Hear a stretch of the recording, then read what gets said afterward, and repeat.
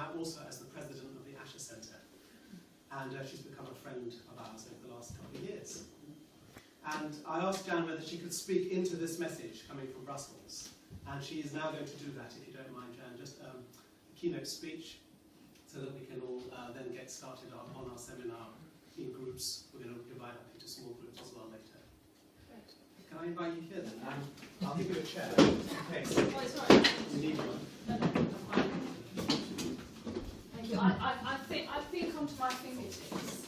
So I've been thinking onto my fingertips this morning when I got up. This is my bits of paper, which I will either stick to or I won't. But it's a real pleasure to be here, of course, and to follow the message from Graham Watson, because Graham is an excellent MEP, and he's done an awful lot for, not only for his constituency here in the southwest, but also I think he's done an awful lot in and for and with the European Union. And I'm very proud that he belongs to us, as it were, even though he's a Lib Dem and I'm a socialist. But that's all right, we get on very well.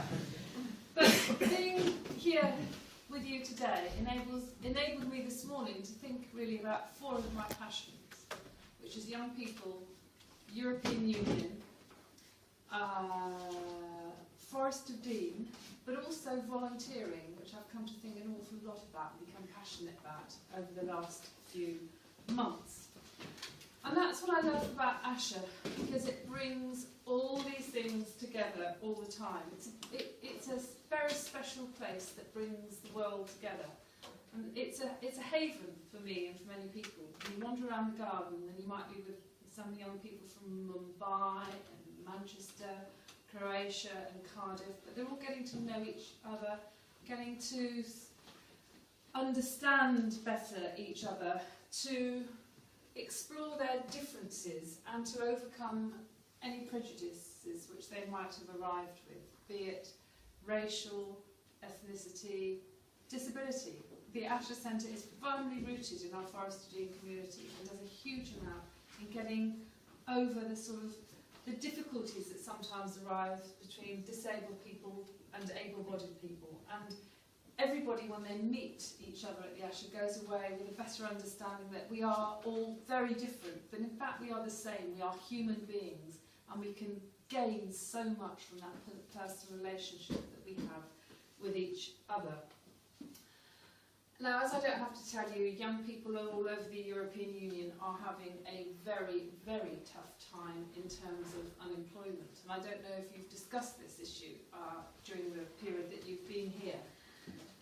And I recognise that there's a huge variation all over in different member states. But if you take 28 as a whole, then the unemployment rate for young people is twice as high as that for adults, as it were, people over the age of 25. In Spain, as we know, it's 56% the unemployment rate. In Greece, it's 60-odd%.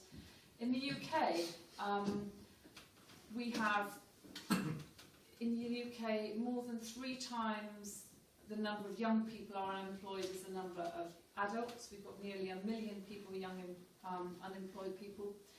And when they do have jobs, I don't know about the rest of the European Union, it'd be interesting to hear from you, but in this country, young graduates, for example, take jobs which don't use all the wealth of their talents and their skills. So that is not only bad for the young people themselves, who get very frustrated, but it's also bad for the people who don't have those skills, because it means they don't have access to the jobs that are now being filled by the young graduates. And I read an article in a newspaper not so long ago, I might have said it to some of you, about some young people in Spain, they happen to be graduates, but they'd been working for free, stacking shelves in a shop.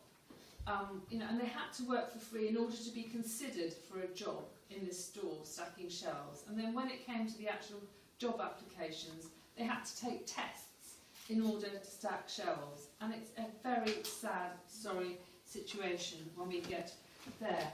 And I know that some people talk about a lost generation, but I really do fear that in some parts of Europe we do have a lost generation when it comes to employment. And so I think that we in the European Union, we've got a real duty to do something about that. And young people here, and I'm sure in other parts of the European Union, are being hit not just because of unemployment rates, but because they have no access to affordable housing.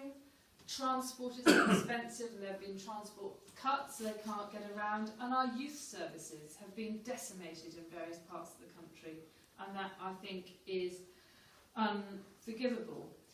And we know that in most of our societies, it is older people who vote. They've got into a habit of voting, and they vote. Young people tend not to vote, and therefore the young people are not listened to. And it's the policies which please the older people that are dominating. In this country, just last week or the week before, the Prime Minister announced that he's going to ensure that pensions keep going up in this country at a certain rate for the next 5-10 years. My party then followed. Absolutely great that older people, you know, they must have proper pensions and a good standard of living. But what about the young people? Nothing was said about young people at that time. So I think in the European Union, you know, there is gloom and doom, but there is a great deal going on, and there's a lot to be optimistic about. If you talk to a lot of young people, they've lost hope, but I'm sure that talking with you this afternoon, I'll get a renewed sense of enthusiasm, because there is a lot going on. And Europe can and does make a difference. And one of the things I'm very proud of is the European Youth Guarantee. And that is an idea that actually was put, I'm a vice president of the European Party of Socialists, European Socialist Party, and that was our idea. We put it forward, it was adopted in the Council, in the Parliament, and now there's a lot of money behind that scheme. I think it's really important, that particular scheme, because what it should mean, it will take a while to get off the ground, but what it should mean is that in all member states, if a young person has become unemployed or left education, within 4 months he or she should have access to some either further education, training, apprenticeship or whatever. So they've got a reason, they've got dignity, and they've got reason to be valued. And so I think this is a really important scheme, and without the European Union it would not be happening. And one of the things that this scheme is designed for, and I know there are schemes all over the European Union, is to close that gap between the skills gap, as it were, because I read about a survey of employers throughout the European Union, and even in these days where there's horrendous unemployment, there are many jobs which are not being filled because the young people do not have the skills, the requisite skills to fill those jobs. And that's a crazy, crazy situation, and we are at fault, not you guys, we, the adults here, and the leaders in the European Union. The fact that we've got education systems that are not providing you guys, your colleagues, with the skills that are necessary. So we've got to close that skills gap. Mind you, I have to say, I do various things in different parts of the world, and in North Africa, it's a huge problem there as well. So it's, in certain parts of the world, it's still a problem. But of course, I've talked about unemployment, and jobs are essential for dignity, for the economic well-being of our society. But we shouldn't only focus on jobs, and I think a lot of what the European Union is about, and nurturing understanding, it's about us growing as people and enjoying sort of intercultural relations, getting to know each other better, and being good members of society. And we've got to remember that when we come out with all these schemes, and these schemes have developed and have evolved. Yes, employment is crucial, but it's not just about employment, and we should think of all the other aspects of all the schemes. As I mentioned, one of the things that I'm particularly concerned about at the moment, or passionate about, I suppose, is volunteering. Because, and I'm involved with something in this country which is called Step Up to Serve, and it's a campaign which is spearheaded by the Prince of Wales. And at the moment, I think 27% of young people in this country engage in any sort of volunteering, and our aim is to increase it to 50% by 2020. Volunteering is, you give something back to societies, I don't have to tell you, but you gain a huge amount from volunteering. And I think in these days of, it's not just to do with unemployment. We've got a lot of problems in our societies all over the European Union by the fact that older people and young people mistrust each other. Also, there's a huge problem with care in our communities wherever we live. There aren't a lot of lonely elderly people. And I think there's a real gap there that one aspect of volunteering could be used to fill. In fact, I'm looking at doing a sort of pilot scheme in here in the Forest of Dean, working with the National Citizen Service, with some schools and voluntary organisations to try and develop that idea of volunteering to close that gap and to improve the understanding between the generations. So it'd be great if Stroud could join in as well. I think it'd be good to see from Stroud. And I know that the Erasmus Programme, the new Erasmus Programme, has got elements of active citizenship in it, and I think that that is really, really good. And I think, but the Erasmus Programme as a whole is truly worthy of celebration. I think it's done great things over the last X number of years. However, it's been going for years and years. I mean, I've been involved with Europe for a long time. It always seems to have been an Erasmus. But obviously, there's more that it can do. And from the brief conversations I've had when I arrived, I know that the sort of T's aren't crossed and the I's aren't dotted yet. But I hope that the sort of seminar that you're having today, that will enable some people to feed back to the European Union to make sure that the programme really does deliver what the young people of this union need. Because all too often, we tap bureaucrats in Brussels all the time, and I don't mean to do that, but all too often people who are making policies don't really know the real needs of the people that the programmes are seeking to meet, and I think that's why seminars like this are so important. Obviously it brings together people from different countries and cultures, fosters understanding and diminishes fears, as well as improving our languages. And I think that, I hope that it will help ensure that young people have the confidence to look upon the European Union as a whole, as a kind of this wonderful, not just experience, but a potential for jobs as well. In this country we have terrible debates, as you'll probably know, about freedom of movement, but it's wonderful for young people if you can think that you've got this, 28 countries that you are free to move in, live in, work in, enjoy, and that's a great thing about the European Union. And the European Union is absolutely fantastic. I personally never forget why it was created, why it's grown, and why it's held in such high regard all over the world. I think it was in November that I led a European delegation to China, and lots of the talk was about investment in different member states. But the reason that China wants to invest in the UK and Germany and France and Croatia is because it wants to get there, a foot inside the European Union as a whole. And indeed the Chinese Premier, when he came to Romania in November, actually said, it's great to be here in Romania, working with Romanians who've always been our comrades, etc. But actually, it's a foothold for us in the European Union. And so the European Union is crucial to the well-being of each and every member state. Having said that the European Union is held in high regard, perhaps I should say, except in our own backyard. Here in the UK, it's a bit of a special case about which I am dismayed, saddened and embarrassed.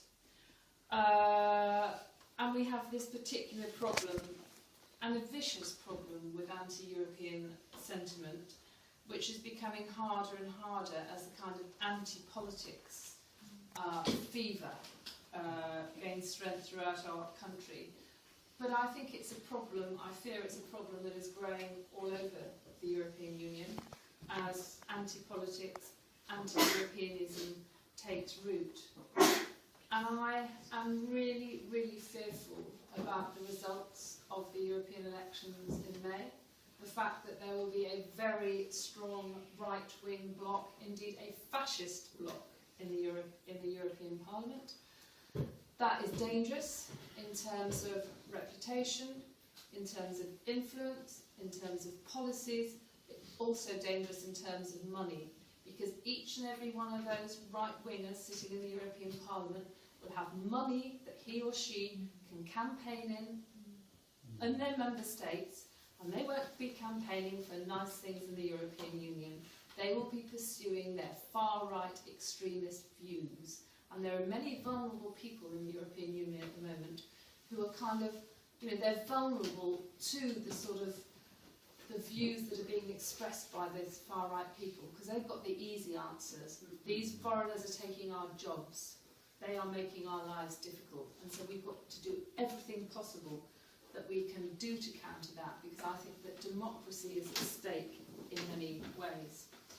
I'm involved in the UK with many young people's organisations, including a fantastic organisation called Bike Ballot. And what we campaign for is to get a better understanding of not sort of politics and political history, but the importance of politics to the lives of young people. The fact that every aspect of your life is affected by politics in some way or other.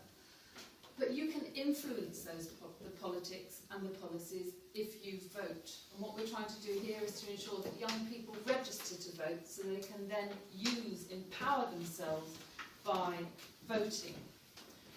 As I say, we've got European elections in May for the European Union, for the European Parliament. And what's fantastic about this room full of people, so you're from, I forget some of the places you're from, but just coming from Croatia, Poland, Germany. Italy. Where, sorry? Italy. Italy. Okay. But I mean, we've all had this, your parents will all have had very different experiences pre-1989. I mean, the fall of the Berlin Wall, it's been so different.